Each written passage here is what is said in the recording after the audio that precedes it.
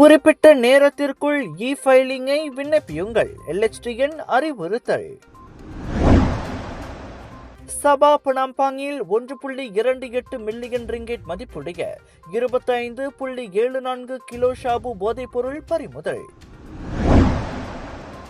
பிங்கிரான் புக்கெஜாலில் PPR வீட்டில் ஆயுதமேந்தி கலவரம், 5 சந்தேக நபர்கள் கைது. உச்ச நீதிமன்ற தீர்ப்பை தங்களுக்கு சாதகமாக பயன்படுத்தும் நாடுகளுக்கு அதிக வரி, ட்ரம்ப் எச்சரிக்கை. MACC வர்த்தக மாஃபியா கும்பல் குற்றச்சாட்டுக்கு அரசாங்கத்தின் பதில் போதாது, ஆண்டனி லாக் கருத்து.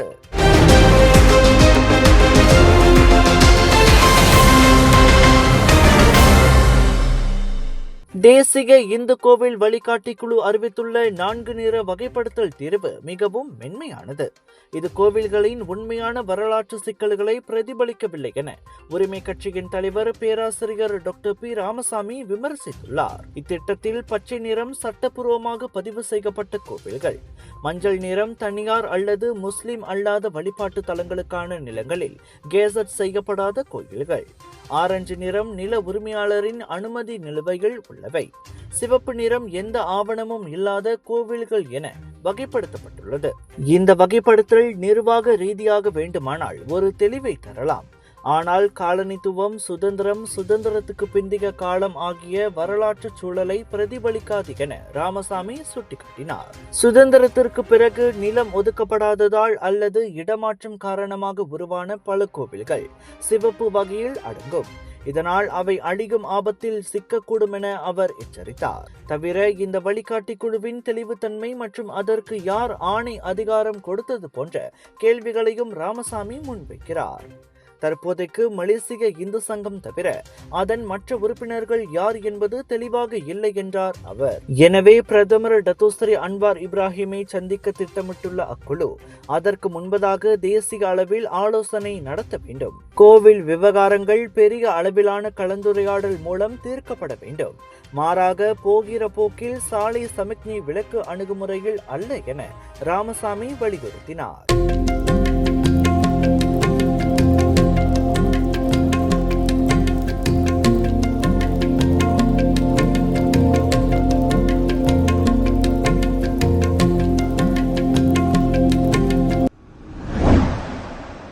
மலேசிய ஊழல் தடுப்பு ஆணையமான MACC அதிகாரிகள் சிலர் கார்ப்பரேட் மாஃபியா அல்லது வர்த்தக மாஃபியா கும்பல்களுடன் இணைந்து நிறுவனங்களை கைப்பற்றப் போவதாக கூறப்படும் குற்றச்சாட்டுக்கு அரசாங்கம் அளித்த பதில் போதுமானதல்ல.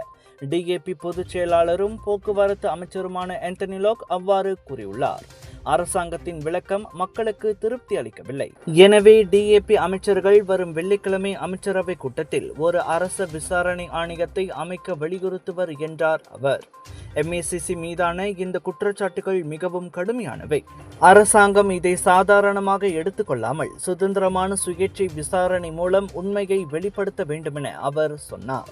MACC அதிகாரிகள் சிலர் சோதனை போன்ற அச்சுறுத்தல் நடவடிக்கைகளில் இறங்கி வணிக நிர்வாகிகள் தங்கள் பங்குகளை விற்க வற்புறுத்தி வர்த்தக மாஃபியா கும்பல்களில் ஈடுபட்டுள்ளதாக ப்ளூம்பர்க் செய்தி நிறுவனம் முன்னதாக செய்தி வெளியிட்டிருந்தது. ஆனால் அது உண்மை அல்ல என MACC தலைமை ஆணையர் தான்ஸ்ரீ அசாம்பாக்கி திட்டவட்டமாக மறுத்துள்ளது குறிப்பிடத்தக்கது.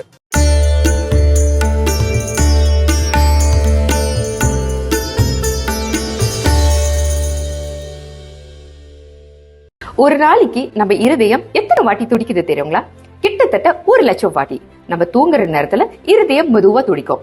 நம்ம இருதயம் ஒரு என்ஜின் மாதிரி நான் ஸ்டாப்பா உடம்பு முழுதும் ஆக்சிஜன் பம்ப் பண்ணிட்டு கார்பன் டை ஆக்சைடை வெளியாக்கிடுறோம். ரத்த ஓட்டம் இருதயத்துக்கு சீரா இல்லைன்னா பல பிரச்சனைகள் வர ஆரம்பிக்கும். உயர் ரத்த கொதிப்பு, இருதய சம்பந்தப்பட்ட நோய்கள் மற்றும் பல. டெஸ்லி டென்ஷனோட மகிமை ரத்த ஓட்டத்தை சீராக்கிடும், இருதயத்தின் சுமையை குறைக்கும். டெஸ்லி உங்கள் ஆரோக்கியத்தின் நண்பன்.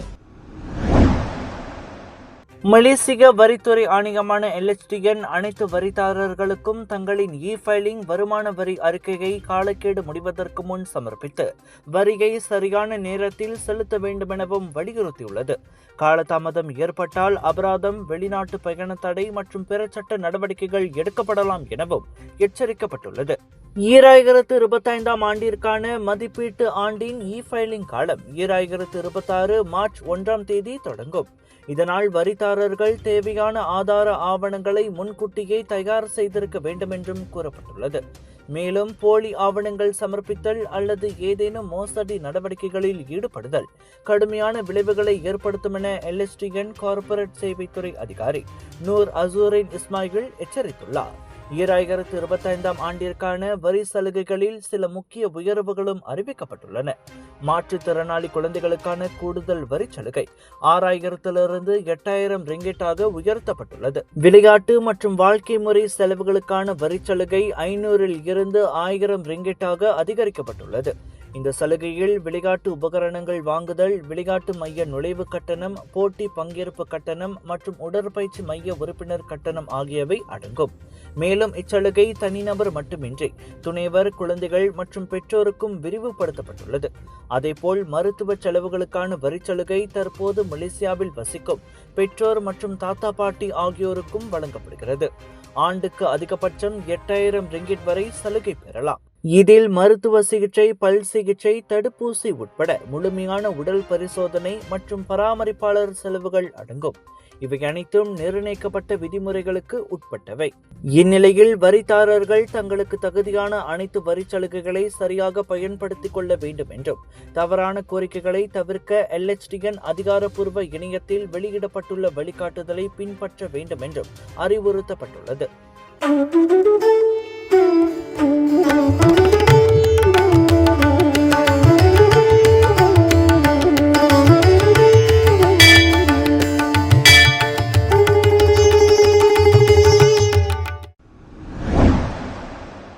கோலாலம்பூர் பிங்கிரான் புக்கெட் ஜாலில் PPR அடுக்குமாடி குடியிருப்பில் ஆயுதமேந்திய கலவரத்தில் ஈடுபட்டதன் பேரில் போலீசார் 5 சந்தேக நபர்களை கைது செய்துள்ளனர். சனிக்கிழமையன்று கத்தி மற்றும் பேஸ்பால் மட்டை ஏந்திய கும்பலால் தாம் தாக்கப்பட்டதாக கூறி 20 வயது மதிக்கத்தக்க இளைஞர் முன்னதாக போலீசில் புகார் அளித்தார். இதையடுத்து 18 முதல் 40 வயது வரையிலான அந்த 5வரும் அதே நாளன்று கைதானதாக செராஸ் போலீஸ் தலைவர் ரோஸ்டி டவுட் கூறினார். விசாரணைகள் அவர்களில் 3வருக்கு கிரிமினல் குற்றப்பதிவுகள் இருப்பது கண்டறியப்பட்டது. எனினும் 5வரில் எவரும் போதைப்பொருள் உட்கொண்டிருக்கவில்லை என்பது சிறுநீர் பரிசோதனைகள் உறுதி செய்யப்பட்டது. சந்தேக நபர்களில் ஒருவருக்கும் புகார்தாரரின் மனைவிக்கும் இடையில் ஏற்பட்ட தகராறே கலவரத்திற்கு காரணம் என நம்பப்படுகிறது. விசாரணைக்காக 5வரும் நாளை வரை தடுத்து வைக்கப்பட்டுள்ளனர். புது தோற்றத்துடன் வந்துவிட்டது சாரதா டெக்ஸ்டைல்ஸ். பல டிசைன்களில் அனைவருக்குமான வண்ண வண்ண ஆடைகள். பிரிக்ஃபீல்ட் சென்ட்ரல் ஸ்ட்ரீட்டில் புது கிளை. உடனே வாங்க, பிடிச்சத வாங்கிட்டு போங்க.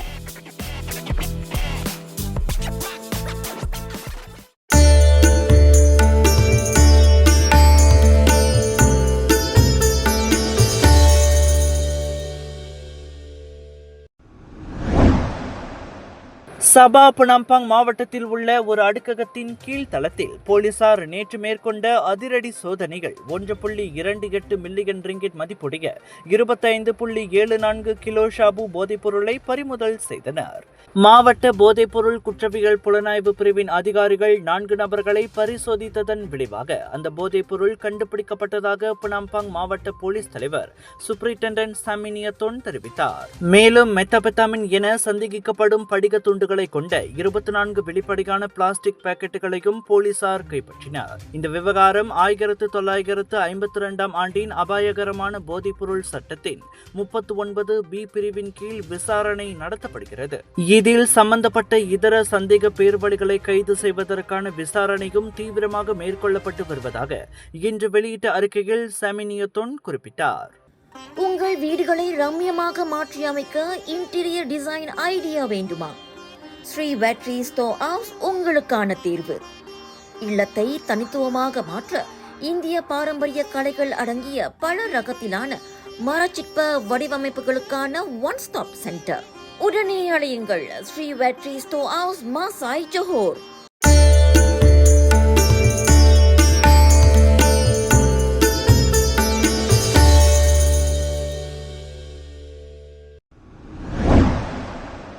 உலக நாடுகளுக்கான பரஸ்பர வரி தொடர்பில் உச்ச நீதிமன்றம் வழங்கிய தீர்ப்பை தங்களுக்கு சாதகமாக பயன்படுத்த முயலும் எந்த நாட்டையும் அதிகப்படியான இறக்குமதி வரிகள் மூலம் தண்டிப்பேன் என அமெரிக்க அதிபர் டொனால்ட் ட்ரம்ப் எச்சரித்துள்ளார். அத்தீர்ப்பு அமெரிக்க காங்கிரஸ் சபையின் அனுமதி இல்லாமல் வரி விதிக்கும் அதிபரின் அதிகாரத்தை கட்டுப்படுத்திய நிலையில் அதனை அவமானகரமானது என ட்ரம்ப் சாடி வருகிறார். ஆனால் தேசிய பாதுகாப்பு அடிப்படையில் வரிகளை தொடர தமக்கு மாற்று திட்டங்கள் உள்ளன என்றும் அவர் வலியுறுத்தினார். அவ்வகையில் பல தசாப்தங்களாக அமெரிக்காவை ஏமாற்றிய நாடுகள் இப்போது இன்னும் மோசமான வரிகளை சந்திக்க வேண்டியிருக்கும் என ட்ரூத் சோஷியல் சமூக ஊடக பக்கத்தில் அவர் காட்டமாக கூறினார். அதே சமயம் நீதிமன்றத்தின் தீர்ப்பை தனக்கு மேலும் அதிகாரத்தை கொடுத்து விட்டதாகவும், எனவே வரிகளை விதிக்க காங்கிரசுக்கு திரும்ப தேவையில்லை என்றும் அவர் கூறிக்கொண்டார். உச்ச நீதிமன்ற தீர்ப்புக்கு பிறகும் ட்ரம்ப் இப்படி தடாலடியாக செயல்படுவது அனைத்துலக வாணிபத்தின் பெரும் தாக்கத்தை ஏற்படுத்தும் என்று பார்வையாளர்கள் கூறுகின்றனர்.